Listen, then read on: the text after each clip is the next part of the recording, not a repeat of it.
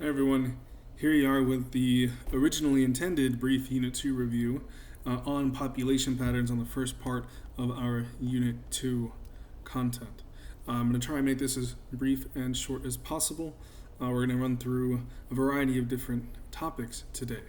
So the topics we're looking at today, the big topics for population, include distribution of human populations, demographic change over time, theories of population growth, the DTM, the impacts and influences on population growth, right? Why populations grow the way they do, as well as demographic development as related to overall development, right? LDC, NIC, MDC, and all that sort of thing.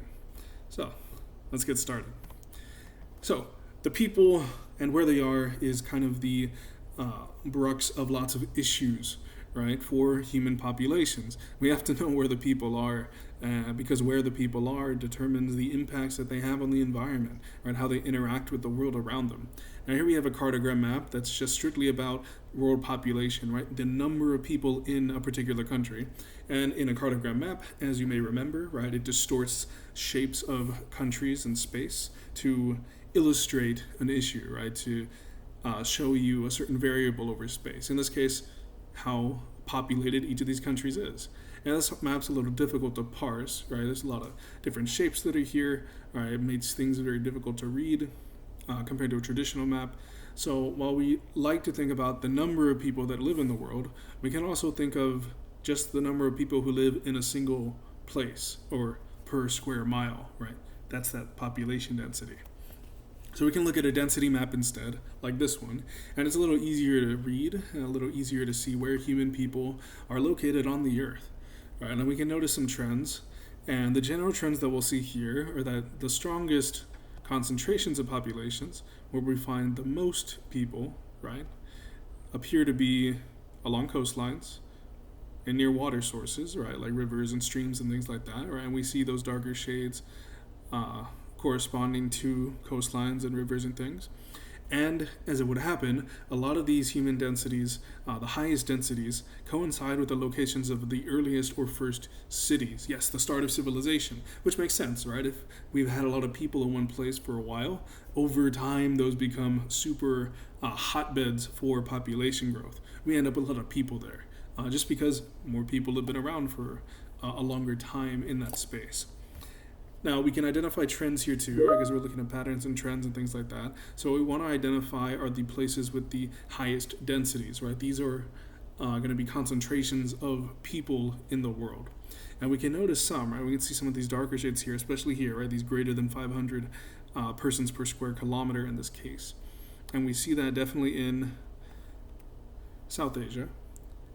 We see this in East Asia, in Southeast Asia, and in Europe. Right? This is where we see the highest concentrations of people per square kilometer, our highest population densities by region, and these altogether we call the major population concentrations.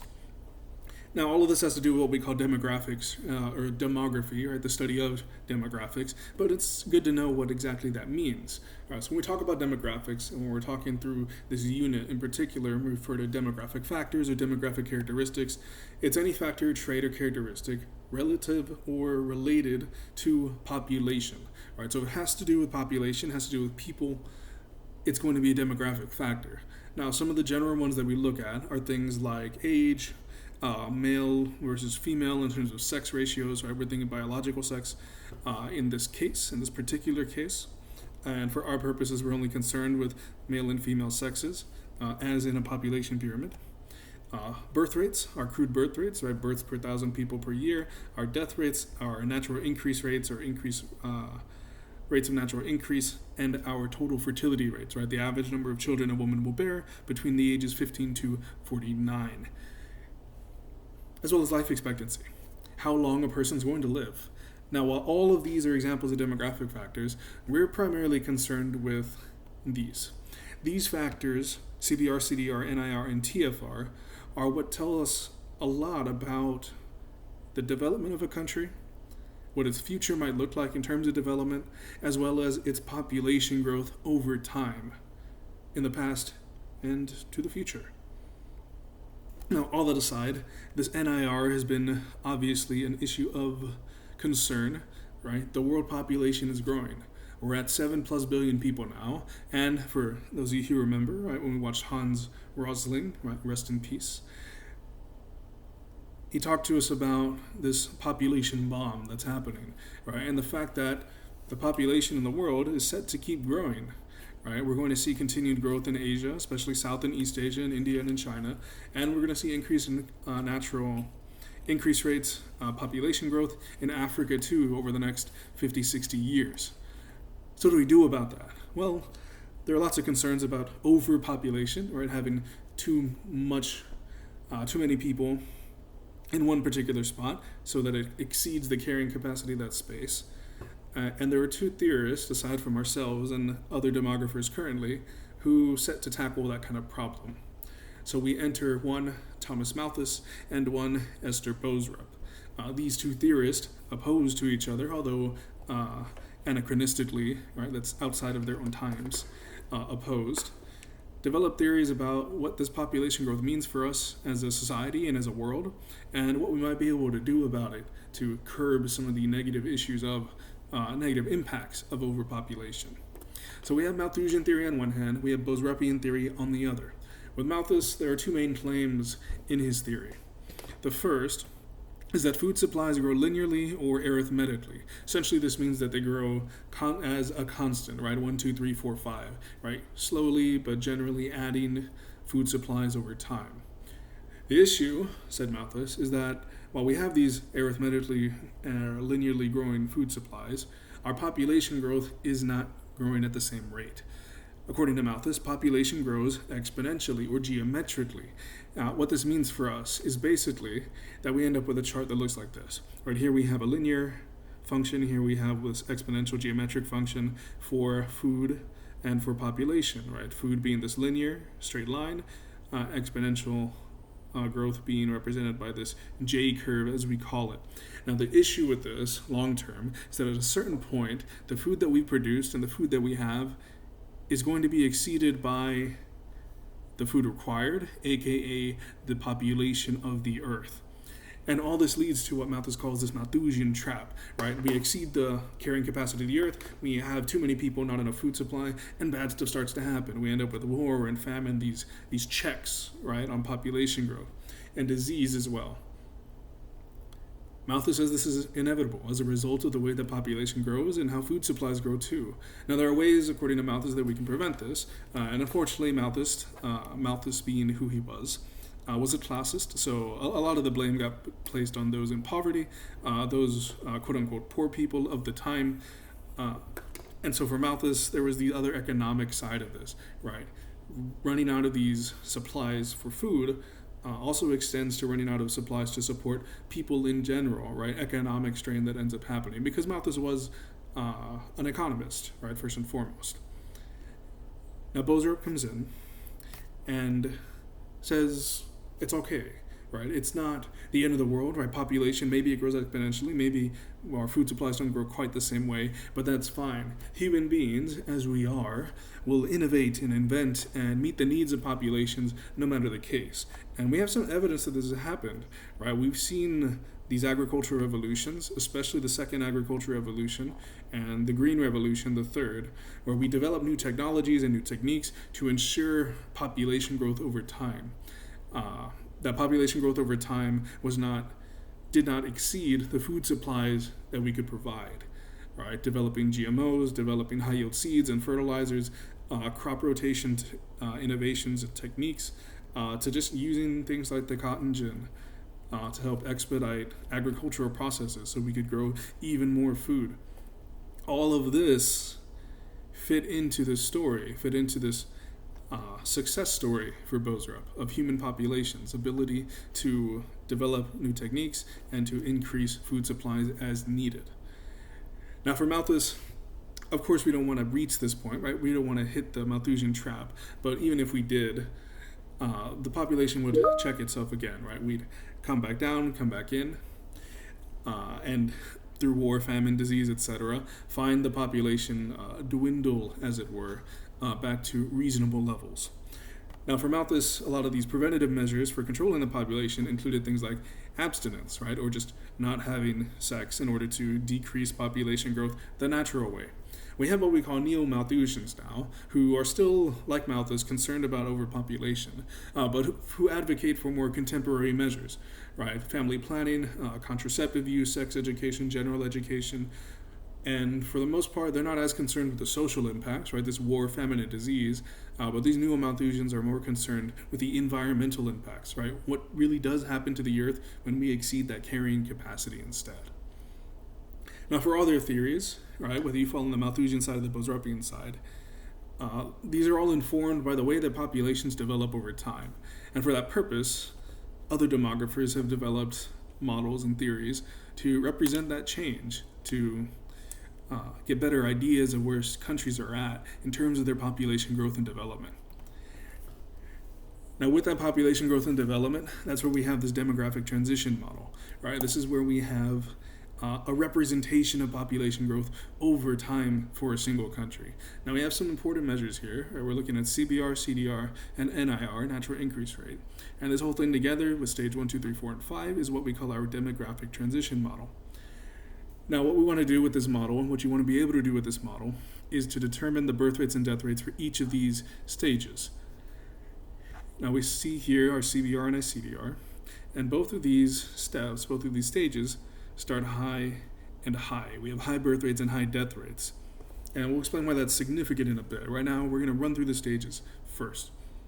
As we move to stage 2, which do we see dropping first? Does the birth rate drop or does the death rate drop? Right, the death rate drops first in this case. Our birth rate remains high, we still have lots of babies being born, but our death rate starts to decline and starts to decrease. All right, it's a lot easier to start saving people's lives and keep them living longer than to keep them from having more babies. As we continue our trend, we're going to see the same sort of flow for our increase, for our birth rates and death rates as they decrease. All right, our death rates eventually transition and they're low, while our birth rates remain high and start to decrease into stage 3. So in the stage 3 area, we still have population growth going on, but the growth rate is decreasing, right? We're not growing as fast or as much. Into stage 4, we have low birth rates and low death rates, right? We're here at the same sort of impasse, right? The same level of growth for birth and death, high and high at stage 1 versus low and low in stage 4, until eventually, as we are now, we end up in this stage 5 position rather, where our birth rates have dropped so much and have decreased so much that they're actually lower than the death rates at the time. And this is to say that we're not replacing the population as we usually need to, right? With a TFR of at least 2.1, 2.2 really, we're able to reproduce, right? Produce more babies, more population to replace the people who are dying off and eventually replace different jobs in the workforce and things like that. If we drop into the stage 5 stage, well, we'll look at that representation later on, but it means a little bit of trouble. Now, for natural increase, it doesn't have its own set of lines, right? It doesn't have a line like birth rate or death rate, and this line that we see here is really only representing total population, right? The number of people that are there. The natural increase rate is a function of this line, and we can think of it as a slope, right? The more steep this line is for total population, the faster that population is growing. And we'll see that the larger the difference between birth and death rates, the greater the natural increase rate is going to be, right? CBR minus CDR equals NIR. In the stage 2 to stage 3, we get this population boom that happens, right? And we end up with huge increases in population, which, regarding development, is an issue, right? We might consider the stage 2, stage 3, stage 4 as what we call our LDCs, NICs, and MDCs. And we know that over time, as development increases, we get better health care, better access to medical care, education, sex or general education included, and that can affect these rates over time. With lots and lots of people being born, big populations, we may not have enough access to those things, right? That can cause issues in these stage 2 to stage 3 transitions. Now, what I tell my students, what I'm telling you all now, right, is to think of a chart for this model. So you have the easy access to the information you need to know for stage 1, 2, 3, 4, and 5. And what that looks like is a chart like this. Right? We have stage 1, stage 2, stage 3, stage 4, and stage 5.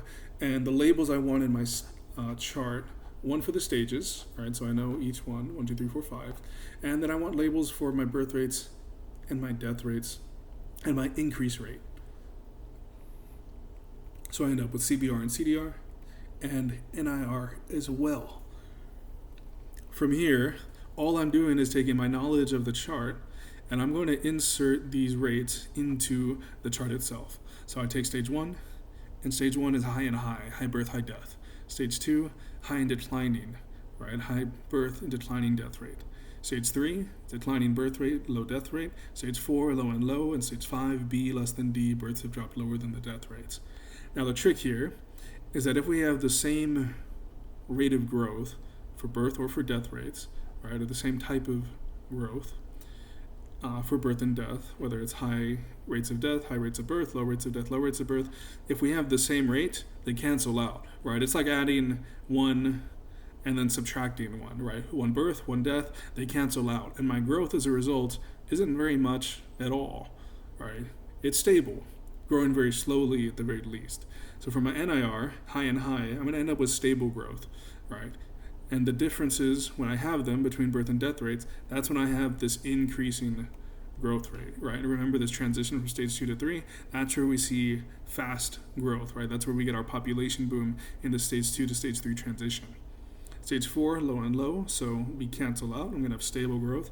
B less than D, our birth rates are too low, and we actually start to see a negative growth rate for increase rates, right? Our population eventually, like we see here on this line, may start to decline because we're just losing too many people and we're not having enough babies to replace them.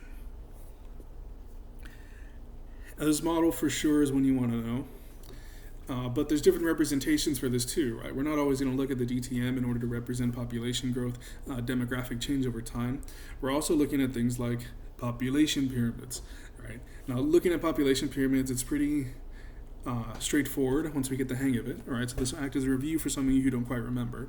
So we have different labels here. We have the base of the pyramid, and here's we have percent of population, males and females, males on the left, females on the right, and age cohorts, right? Groups of people in the population in a similar age range. Now what we want to do is analyze these pyramids because we want to be able to determine where they fall in these stages, and we can use the population pyramids to tell us about birth and death rates too. So I notice here that I have a very wide base in this pyramid, right? And I have lots of young people that are here. The top is pretty narrow, especially 65 and older, right? I don't have a lot of older people, right? So people aren't living very long, their life expectancy is low. I have a pretty inward slope from base to top, right? So from the base of my pyramid to the top of my pyramid, that slope is sloping upward and inward, and it's retaining a relatively triangular shape. And the bump I want to look for, I'm looking for the bump, which is going to be the largest part of my pyramid, is at the bottom, at the base, right? This is where I have the largest grouping of individuals in the population, and they're very, very young, right? This tells me that, 1, there's a lot of babies being born. 2, not a lot of old people that are going on. These two together tell me 2 things. 1, I got high birth rates, lots of babies. 2, I have high death rates, very few old people in this particular population. And what that means, right, high and high. Now the trick here is we don't have any stage 1s, right? We're really concerned with 2, 3, 4, and 5. So this is either for me, right, if I'm thinking through my DTM, going to be a stage 1 or stage 2, and more than likely we're looking at a stage 2 pyramid instead. I can refer back to my chart, right, to double check, no stage 1s. I'm really concerned 2, 3, 4, and 5, so it's going to be high birth rates because I have a very, very wide base, and my death rates maybe aren't going to be high and high because there's no stage 1s, but they'll be declining instead, right? Still lots and lots of young people, few old people in comparison, but a pretty triangular shape nonetheless. In my second pyramid, I'm looking for the same characteristics, right? I look at my base, my top, the slope of the pyramid, and I see I have a fairly wide base, but it's not quite as wide as the previous one, right? Well, notice here I don't really have that triangular shape anymore. I'm pretty narrow at the top, especially 65 and older, but I'm definitely getting more and more older people in this population, right? I still have the slope relative from the base to the top. That is to say that I have a wider lower half of the pyramid than I do top half of the pyramid. But the difference here, the big one, and what we see with development, is my bump has changed, right? The largest proportion of my population is no longer at the very bottom of the pyramid, is no longer just the babies. Now I have a bump off base, and it's around these teenage years. Now, what this means to me is maybe my birth rates are still fairly high, but they're decreasing. And my death rates are still around, but I have more and more people living longer. But this bump is telling me that the birth rate is going down, right? These are the babies from years before. And now I have a decrease in this birth rate. So when I look at my chart again, right, and I'm looking through the chart to find these birth and death rates, I'm not in stage 2 anymore, right? Those birth rates are no longer high. Instead, I'm looking at this likely stage 3 pyramid instead. Now, I'm still looking at these, right, for this chart. This is just reviewing the material here, right? I have this bump off the base, but it's around the teen years regardless, and that's where I'm going to get these declining birth rates and lower death rates, right? Fewer babies, more people living longer in this population. For this pyramid, I'm looking at the same things. I have a narrow base instead, much narrower than before. I have a relatively wide top of the pyramid, especially 65 and older, right? We see all these people who are living longer now. And instead of having this triangular shape or this inward slope, I have a roughly even pyramid now, almost what we might call a rectangular shape, right? And looking at this rectangular shape, right, I can maybe do a line test, right, if I draw my line here. And most of my pyramid is going to be within that line still, right? I still have large chunks of the pyramid within this line from the bottom to the top, even though my pyramid is more rectangular in shape now. And my bump, as you can see, has also shifted. Now I have kind of 2 mini bumps instead. The bump is off the base, but now it's after these teenage years, right? I have these kind of older populations.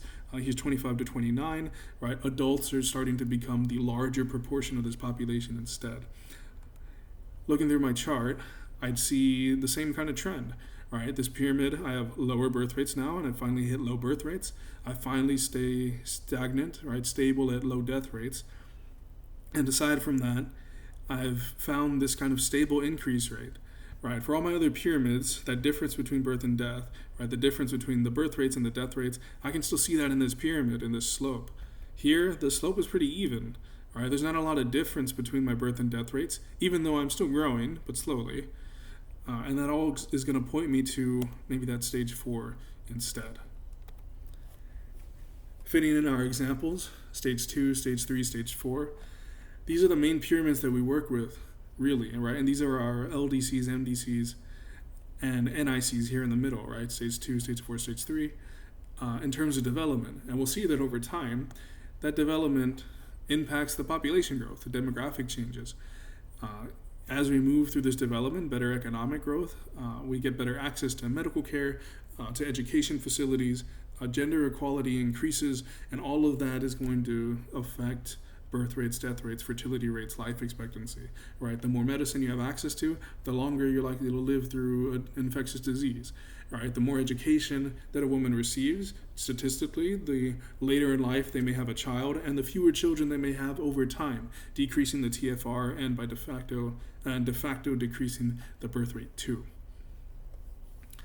Now the cool thing with these population pyramids is that we can also get differences in terms of, well, we can look at these differences in the mindset of a time traveler, right? We can look at these differences in terms of developing growth rates from these population pyramids. All right, so if I look, I can see that the stage 3 pyramid looks really similar to the stage 4 pyramid at the top. Right, and that's no mistake. Likewise, the top of this pyramid could be a pretty good fit for our stage 2 pyramid instead. All of these stages tell us about the demographic change over time for a particular country, and we can kind of look into the future to see how a country might develop using these population pyramids too. I'm going to insert this pyramid right over the top here and get an idea of what maybe the stage 3 pyramid might look like in, let's say, 40 years. Right, and this is what we have.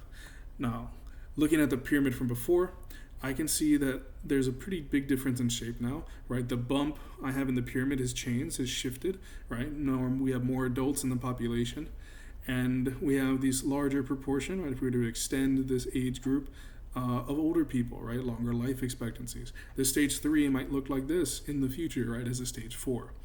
We can do this for all of these pyramids, right? If we compare it to the stage 4 pyramid, we see more similarities here, right? These bumps in the middle, relatively long age groups, and relatively low birth rates in this case.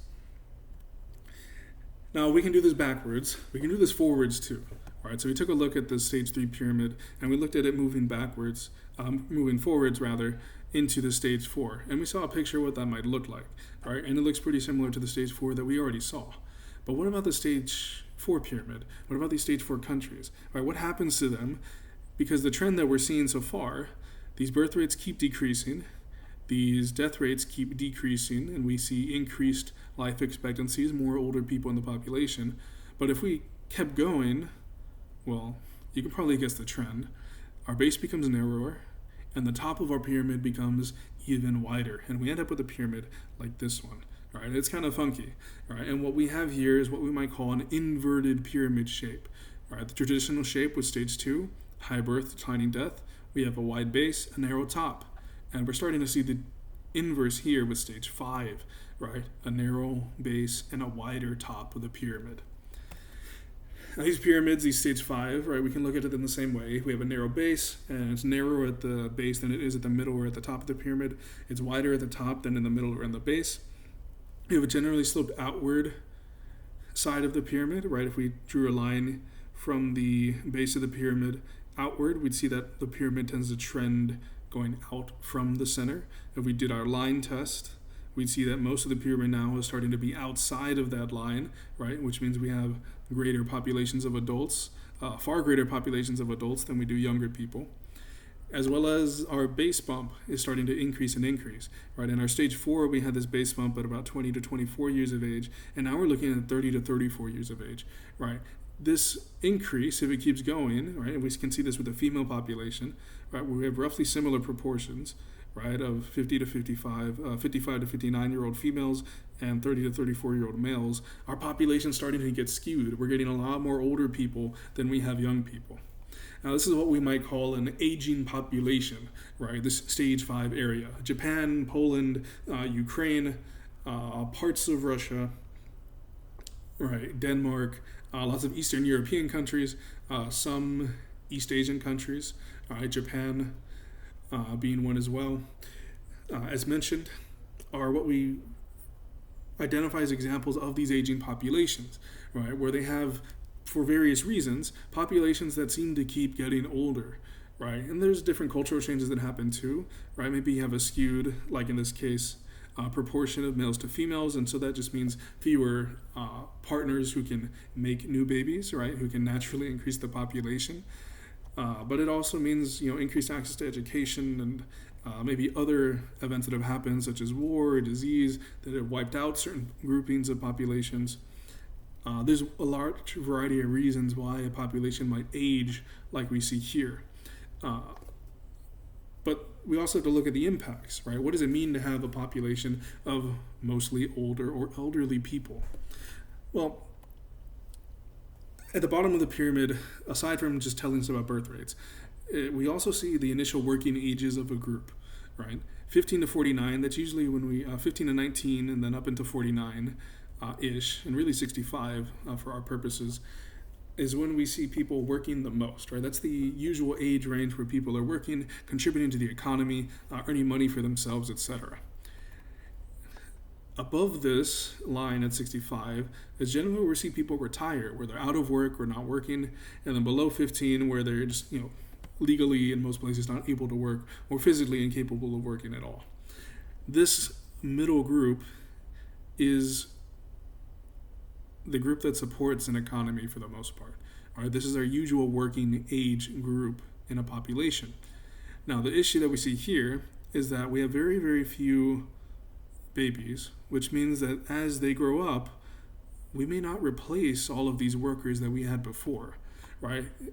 This population is the future out-of-work population, right, in the next 20, 30 years, right? Especially this group here, right? This, almost 12% of people for females in the population, right? That's a large chunk of people who won't be working or who usually would be considering to be out of work in those coming years. Without these people to replace them, there's economic strain that happens there too, right? And this difference between those who can and can't work, between those who are actively working, contributing to the economy, and those who are retired or unable to work, is what we call our dependency ratio. And economically, that's extremely important, right? If you don't have enough workers to put out into the labor force, your economy is going to suffer, right? You're not going to be able to have as much economic output as other countries or as even you as a country did before. Now, there are, of course, protections we want to have in place, right, for our elderly fellows, right? This aging population is still facing issues, but socially, we want to see supports for the elderly groups too, right? That means that the government itself has to find ways to support this elderly population, or this aging population, rather, as they enter into their twilight years. Now, this may mean societally that we look at increasing access for elderly populations. Right, we already see handicapped or reserved parking for those who tend to have degenerative disease-related issues or otherwise handicap-related issues. And we see this especially with older populations. Right, you yourself may be thinking of your grandparents or your great-grandparents, right, who just have more difficulties getting around than they used to. But we also may see differences in elderly care, right, because we see nursing homes and other geriatric facilities, right? Geriatric referring to kind of the older population, to support these groups, if they get sick or if they're unhealthy or if they need extra assistance at home. So that also may create jobs and things like that for that particular field, right? Being a nurse practitioner or being a nurse in a nursing home and supporting those populations. All of this is kind of the end point of population growth, right? Regardless of whether Boserup or Malthus is right, these are realities that certain countries are facing and kind of the upshot of a lot of population growth and population policies, right? And as much as we may control for those, as much as we may try and account for the population growth and mitigate those negative effects, we do have countries that are in this position now, right? At this end of demographic transition, kind of, is it the place we're going to end up? Becomes the question, right, for those stage 4 countries who aren't here yet, because they also have to consider those economic impacts and social impacts of having an aging population if we really are going to get there. So we've looked at a lot of stuff, and this is definitely not the brief unit review that I assumed it was going to be, but I hope it's proved relevant and helpful to you. Again, this is the recap of what we covered in this video. What we looked at in terms of kind of the story of demographic change, right, from where the people are in the first place and ending up here now to, that stage 5, right, these aging populations that some countries are going to have to face and deal and contend with in the future. Aside from this, make sure you look at the migration review, or I'll aim to make it shorter than this one. And don't forget to ask lots and lots of questions of myself, your teachers, etc. Here's hoping you're well, and we'll see you in the chat, or we'll see you tomorrow.